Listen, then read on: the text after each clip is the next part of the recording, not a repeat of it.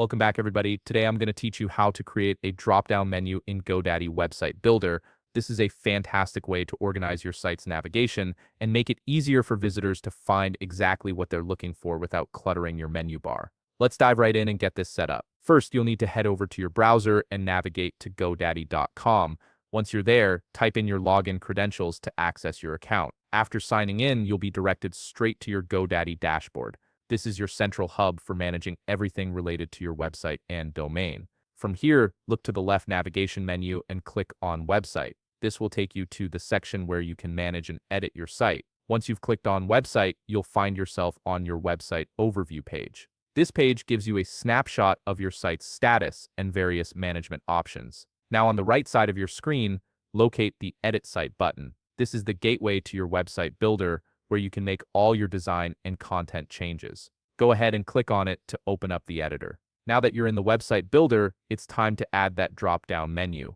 Look towards the top right part of your screen and click on Website. This will reveal additional options for customizing your site. From here, you'll want to find the plus button, which serves as your add item option. This button is your key to inserting new elements into your website. Click on it and you'll see 4 different options appear that you can add to enhance your site's functionality. From these listed options, you'll need to select drop-down menu. You can do this by clicking the radio button next to it to make your selection. After selecting the drop-down menu option, you'll be presented with a form where you can customize your menu. Here's where you'll enter all the details required to make your drop-down menu functional and tailored to your needs. Start by adding your menu title, which will be the main heading visitors see in your navigation bar. Next, you'll need to specify the drop-down pages you wish to include under this menu. These are the individual pages or sections that will appear when someone hovers over or clicks on your menu title. Take your time here to ensure you're organizing your content in a way that makes sense for your visitors. Once you've filled in all the necessary fields and you're satisfied with how everything looks, click on Create Menu.